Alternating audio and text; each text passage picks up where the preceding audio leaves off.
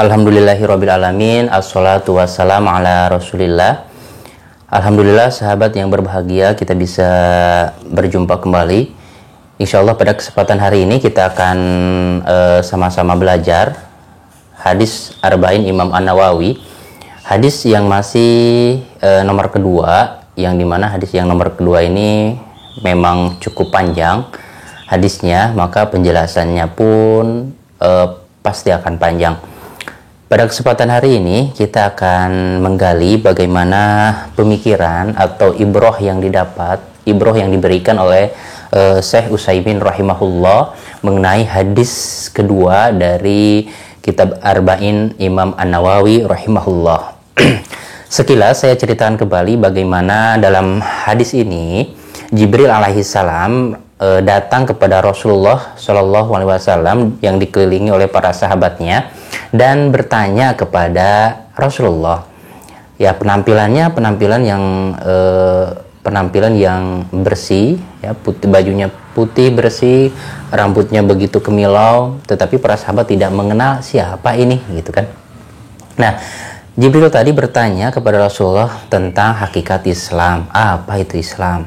Yang kedua bertanya tentang masalah iman. Yang ketiga bertanya masalah ihsan. Dan poin keempat, Jibril pun bertanya kepada Rasulullah tentang hari kiamat, kapankah terjadinya dan apa tanda-tandanya.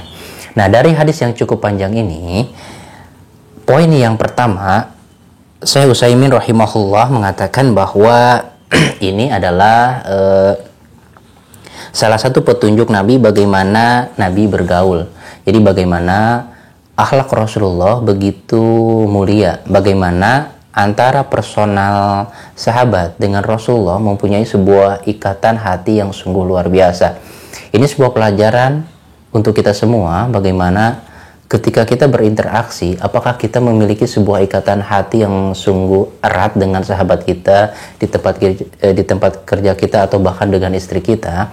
Nah, Rasulullah memberikan sebuah keteladanan, sebuah ukhuwah Islamiyah yang sungguh luar biasa. Bisa saja kita diam di satu tempat, satu bangunan, tetapi tidak menjamin hati kita itu bersatu, hati kita itu terikat erat, ikatan ukhuwahnya itu kuat, tidak menjamin. Karena persatuan itu bukan masalah di mana kita berada, apakah kita satu tempat atau tidak, tetapi persatuan, ukhuwah, kebersamaan itu adalah soal hati. Yang kedua, Syekh Utsaimin memberikan sebuah poinnya, yaitu seyogianya manusia kita mempunyai sebuah komunitas. Komunitas apa? Komunitas yang sesuai dengan passion kita atau sesuai dengan tujuan dan target kita.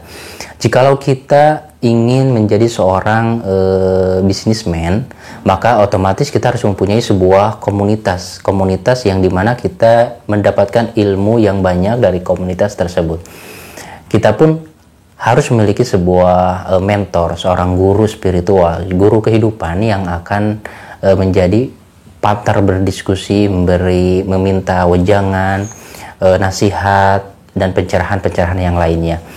Maka inilah pentingnya sebuah komunitas, sebuah teman pergaulan yang bukan menjadikan kita lebih jelek, karena pergaulan itu kan ada pergaulan yang positif ataupun pergaulan yang negatif.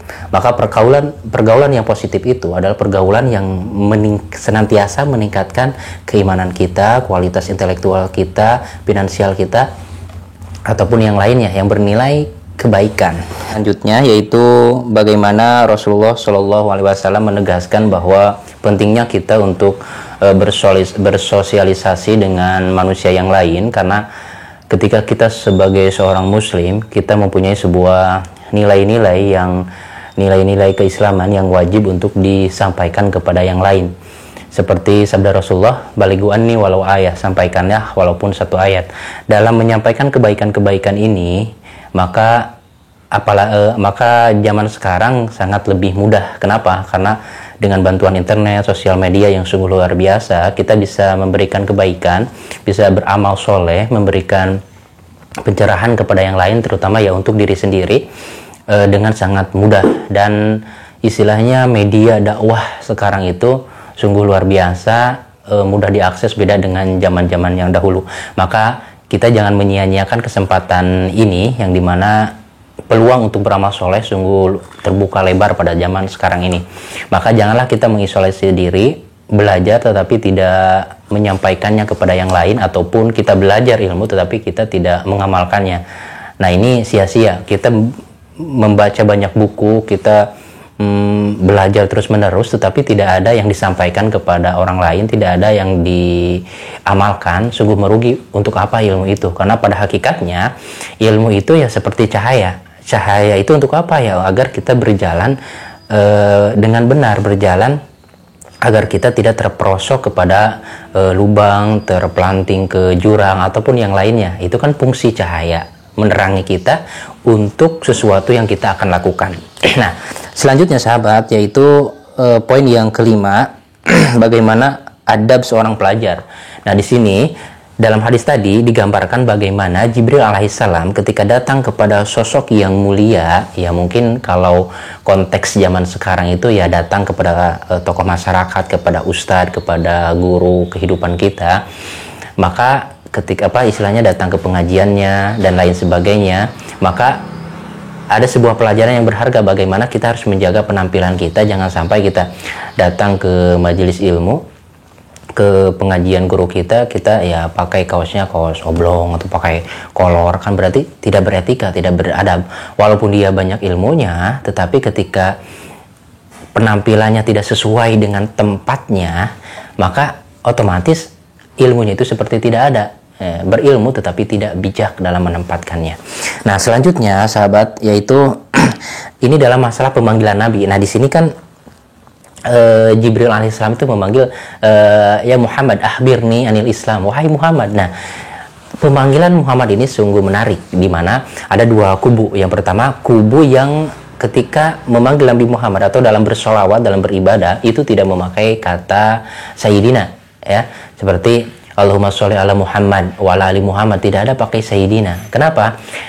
Poinnya yang pertama adalah karena kelompok ini beranggapan, mempunyai hujah, berargumen bahwa kata Sayyidina itu tidak dicontohkan oleh Rasulullah SAW dan tidak diikuti oleh para sahabatnya. Kenapa? Ya, karena kita beragama itu harus pakai dalil dong, keterangan dong, bukan hanya memakai akal dan perasaan semata. Nah, Ali bin Abi Thalib radhiyallahu anhu mengatakan bahwa jikalau manusia beragama hanya melalui akalnya, hanya melalui perasaannya, maka ketika kita dalam perjalanan mengusap sepatu kita, itu sebenarnya lebih logis mengusap bawahnya, bukan atasnya. Tapi Rasulullah kan memerintahkan mengusap atas dari sepatu kita, tidak bawahnya. Tetapi kalau secara logika, secara perasaan kita, kok yang dilap itu bawah, atasnya, harusnya bawahnya dong. Kenapa? Karena bawahnya itu kan pasti dia menginjak sesuatu. Atasnya kan pasti kotorannya itu lebih banyak di bawahnya. Tetapi itulah syariat. Nah, itu kelompok yang pertama. Kelompok yang kedua beranggapan, mempunyai hujah bahwa kata Sayyidina itu adalah sebuah ihtiram, sebuah penghormatan kepada Rasulullah. Contoh sederhananya, ketika memanggil kepada bapaknya, kan kita tidak berani memanggil langsung bapak kita namanya Empud lah, terus Aja lah, atau Komar lah. Tidak kan, tetapi memakai bapak, atau yang lebih ke Arab-Araban Abi, atau yang lebih ke Korea-Koreaan papi mami lah, yang lebih ke barat-baratan, atau memanggil ibu kita gitu kan, Yoyot atau Markona. Tidak kan, tetapi ada panggilan ibu, mama, umi, atau mami gitu kan. Itulah hujahnya. Lalu bagaimana dengan Rasulullah? Kan lebih mulia daripada ibu dan bapak kita. Nah, boleh dong kalau kita mengikhtiramkan ke Rasulullah dengan kata Sayyidina sebagai wujud pengagungan kita kepada Rasulullah. Nah, itulah dasarnya. Nah, selanjutnya sahabat, poin selanjutnya dari Syekh Utsaimin rahimahullah, bahwa seseorang boleh bertanya sesuatu kepada seorang alim, mungkin lagi di majelis ilmu, maka kita dianjurkan untuk bertanya sesuatu hal yang dimana kita tahu jamaah atau mustami itu belum pada tahu. Nah, biar mereka tahu, nah kita sudah tahu dulu nih, kita pancing ustadz kita, guru kita itu untuk menjawab pertanyaan dari kita, bukan untuk kita, tetapi untuk memberikan pencerahan kepada yang lainnya, sehingga masalah yang lagi viral atau masalah yang tidak diketahui oleh mustami yang lain kebanyakan itu bisa diketahui. Nah, itu anjurannya. Sungguh luar biasa kan, dari satu hadis ini bisa mendapatkan mutiara yang berharga, poin-poin yang berharga untuk kita amalkan, untuk kita renungkan. Nah, selanjutnya poinnya adalah rukun Islam. Nah, rukun Islam itu kan bunyal Islam ala khamsin. Nah, poin selanjutnya, rukun Islam itu adalah dibangun atas 5 perkara, 5 pondasi. Apa itu? Syahadat, sholat, ya, syahadat, sholat, saum, zakat, dan ibadah haji. Nah, itu merupakan sebuah pondasi, sebuah tiang agama Islam. Selanjutnya, sahabat, dari renungan Syekh Utsaimin rahimahullah bahwa kecerdasan para sahabat. Jadi dalam teks hadis itu kan bertanya Jibril alaihissalam itu kepada Rasulullah, ya Muhammad ahbirni anil Islam, hai Muhammad kabarkanlah, jelaskanlah kepadaku tentang Islam. Maka apa kata Rasulullah? Rasulullah bilang, Islam itu adalah bersyahadat, sholat, zakat, saum, naik haji. Nah, apa yang dikatakan oleh Jibril setelah Nabi Muhammad menjawab, shodakta, engkau benar. Para sahabat semuanya heran, kok bisa orang yang bertanya ketika dijawab ya betul, berarti kan otomatis yang bertanya itu sebenarnya tahu sih, sebenarnya tahu apa yang ditanyakan. Jadi kayak mengetes gitu loh, mengetes seseorang, jawab ya betul. Nah, inilah salah satu kecerdasan para sahabat. Mungkin kecerdasan para sahabat itu selain genetis orang Arab, akalnya cerdas pada zaman dahulu, jadi mengandalkan hafalan, tetapi ada sebuah keberkahan dari ketakwaan. Bagaimana ulama-ulama terdahulu mereka menjaga pandangannya, menjaga hatinya. Bahkan Imam As-Syafi'i rahimahullah bertanya kepada Imam Al-Waqi mengenai hafalannya yang susah banget, susah nempel, susah paham apa sih. Maka apa yang dipesankan oleh gurunya itu, yaitu untuk menjauhi kemaksiatan. Kenapa? Ya karena kemaksiatan itu sebuah kegelapan.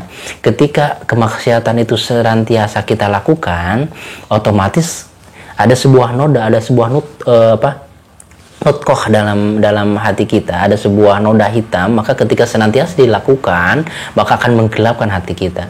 Lalu ketika hati kita gelap, ketika kaca hati kita penuh dengan kegelapan, apakah cahaya keimanan itu akan memancar? Tidak. Seperti mungkin zaman dulu itu kalau dalam bahasa Sunda ada damar kan, ada kacanya, ada apinya. Ketika kacanya itu penuh dengan kotoran, apakah bisa memaksimalkan pancaran cahaya itu keluar? Tidak. Nah, maka inilah salah satu keberkahan orang-orang yang bertakwa, menghasilkan ilmu yang berkah dan dimudahkan oleh Allah. Dan tidak sedikit di lapangan membuktikan bahwa orang-orang yang hafal Al-Quran, menjaga pandangannya, itu dimudahkan dalam segala hal.